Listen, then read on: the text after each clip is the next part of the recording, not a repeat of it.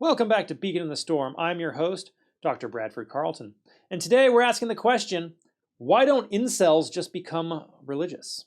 And I asked this because I saw this on Reddit, a whole thread on Reddit, and someone's like, here's this group of guys who aren't able to find a romantic partner, and so why don't they just go to church and find all of the people who are looking for like-minded individuals in the church? Like, seems like it'd be a match made in heaven.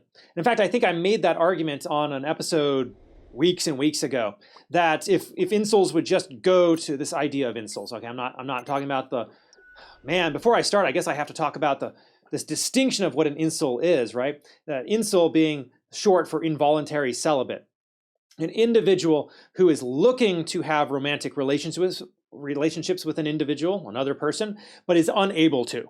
All right, whether it's because of lack of confidence, a lack of training, lack of money, lack of whatever it is they think is in the way of them being able to do this, they're just not able to make it happen. Okay, and so that's as opposed to the idea of incels, which has been categorized as a terrorist organization in Canada and in other places. Incels, this idea of incels, that they're terrorists, they're misogynistic monsters who are trying to tear down women and take us all back to the 1950s and have slaves and all these horrible, horrible things. And if you could separate the idea, which I'm sure there are people who are, and there's probably a decent amount of very angry men out there who wish society was treating them a little bit more fairly, the whole point of why I'm doing this content. They're out there, sure, but there's also this group of men and women, which are apparently called femcels, who are just no idea what to do. All right, and so if that's you, let's talk about this particular topic. So why not just become religious and start going to church? Because there's all kinds of mothers and aunts and grandmothers all looking to set up their daughters with, like-minded believers who they know go to church and they have the opportunity to meet week after week, and they're, oh, that's such a nice boy. You need to meet my daughter, right? And so why not do that? Well, I think I just argued for why you should. Like, there's the opportunity there, right? Whether men or women, whoever you're looking for, they're there at church looking for people who are like-minded. And this is actually it's very, very hard and fast. Like, this is something it's a deal breaker for them. They want someone who is of their faith with them and who's willing to live and abide by the tenets of the faith. Now, if we're talking Christianity, the tenets aren't even all that strict. Basically, you go to church, you profess a few things, maybe take, communion every now and then, some juice and a cracker. Like, okay, to be a Christian, it's not to act. Let me rephrase this. To act like a Christian is not that difficult.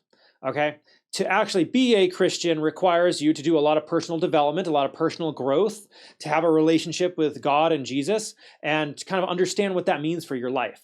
All right. Beyond that, though, that's it. That's for Christians.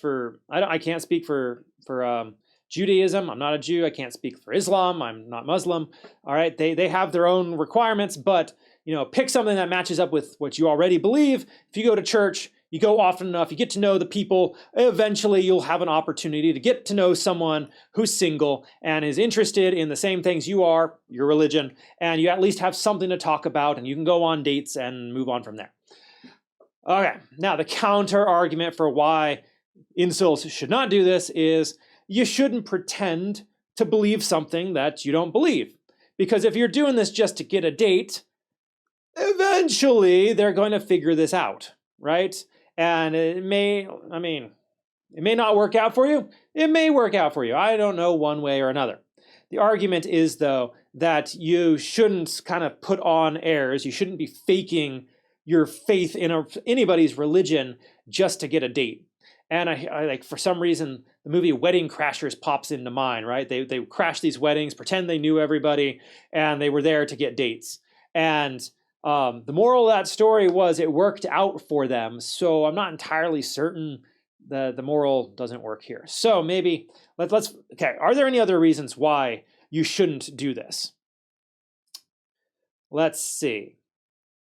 Well, I mean, if you want to have a better life, if you want to have like personal development conversations on at least a weekly basis, and find people who are supportive in a community or looking to help you grow as an individual, who want to spend time with you and be your friend, then I guess, yeah, you should probably go and join a religion and get involved in that community. There's another point. Oh yeah. So the counter argument I saw in this Reddit thread, and like so many people were making this argument, and that's why I made that distinction at the beginning of the episode between individuals who are incels and the idea of incels. Okay, individuals, idea. So the idea of an incel is that overweight, zitty face, eats terrible food, plays video games all day long and absolutely nothing else. He's got a bad attitude. He's throwing out swear words left and right and racial slurs, and he's just an awful human being. Should that person go and try to find a relationship, by becoming religious, by joining a religion, by going to church? Should that person? No, they just wouldn't fit in, all these people said. And I'm sitting there like, isn't that like the best place for this individual? If this person is truly such an awful person, wouldn't they only be benefited by going to church, by going to whatever religion that they want to ascribe to and learning the tenets and deciding and actually trying to go through the process of becoming a member of that faith? Like,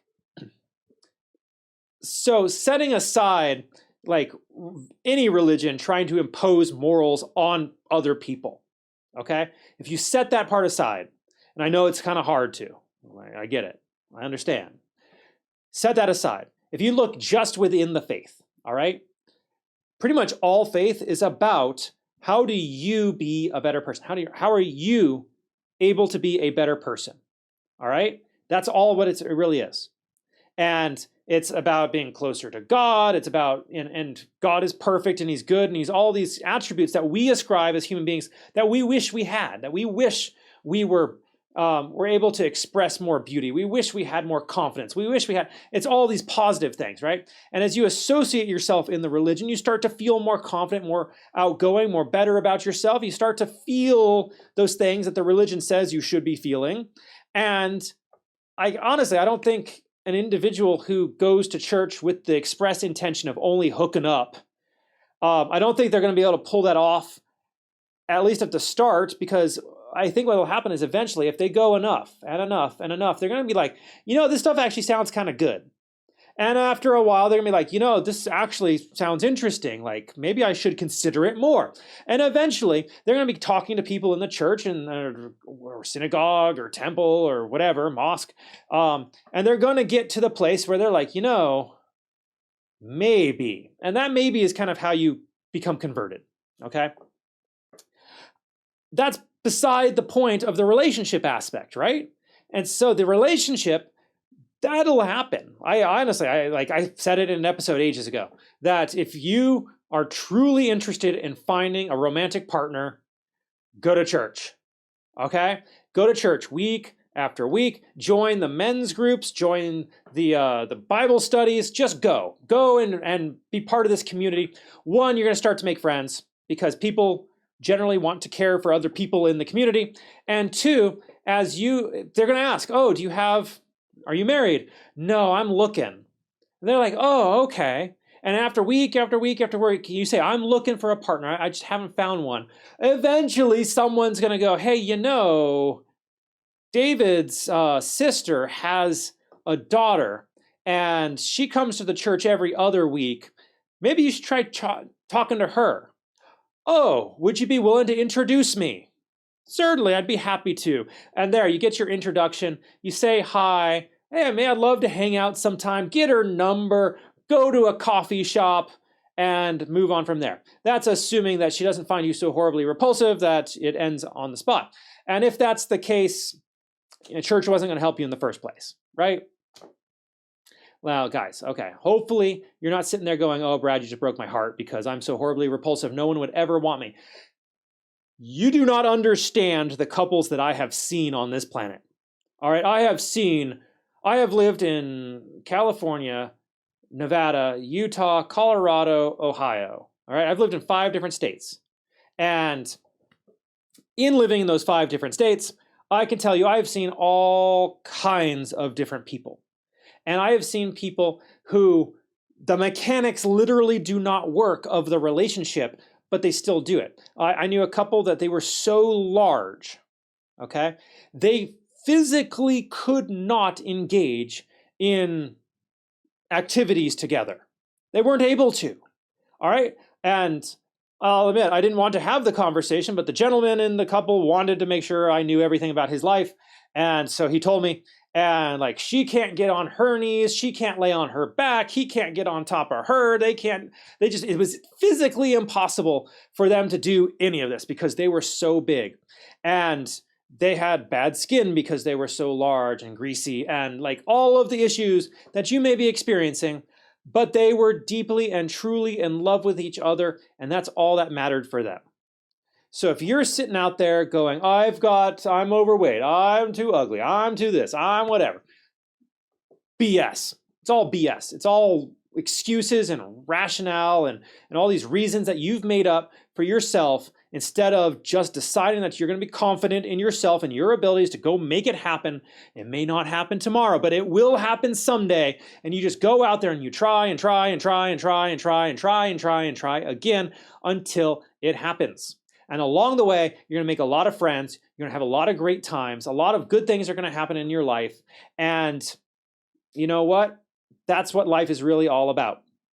So, coming back to my question, why don't incels just become religious? I honestly don't know. I think it's a great idea personally. I think if you truly are looking for something in your life, a relationship in your life, go to church. All right? Church shop. So I went to a church, it was a cavalry church, and you may have no idea what that means. It basically just means they read the Bible every week. And so I went to this cavalry church for a men's group months and months and months ago, right when I was first starting this content. And I got there, and one of the pastors who was leading the men's group that day goes, "You remind me, Brad, of the C.S. Lewis book. It's these demons talking about how they're going to get people to go to hell. And they say one of their top ways of doing it is to go around church shopping. And you remind me of that, Brad," because I had not found a church in town that I was comfortable with saying was my home. And I had been to all kinds of churches and all kinds of different pastors and all kinds of different groups. I've been to synagogues and mosques. I've been to all kinds of stuff, trying to find a message that I felt lined up with the Bible. And so obviously I haven't been back to that church, because you don't insult a person on their first time in your church and expect them to come back. So with that said, church shop if you have to, all right? If you go to a church and you're like, man, this sounds horrifying. Why on earth would I want to be part of this organization? Don't be part of that organization. All right? Like, faith, religion, passion is individual. All right? That was the whole Protestant Reformation, right? So the Catholic Church was this group that said you have to listen to everything the Pope says because he is the link between our mortal realm and God. And the Protestants said, no, I should be able to pray to God myself. It's my right. It's my responsibility for my own salvation. All right. So same with you. If you go to a church and you just can't stomach it, go somewhere else. Just keep going around. They're everywhere. You cannot swing a cat without hitting a church. It's the old expression, right? They're everywhere. Doesn't matter what city you're in the United States, they're everywhere. They may be small, they may be tucked away, but they're there. And there's people there who are true believers who are more than happy and willing to welcome you into the fold if they think that you might be a new member of their group. Okay? Worst that can happen is you improve your life. So that's where I'm going to end today. Keep looking for the light in the tempest, guys. God will show you the way.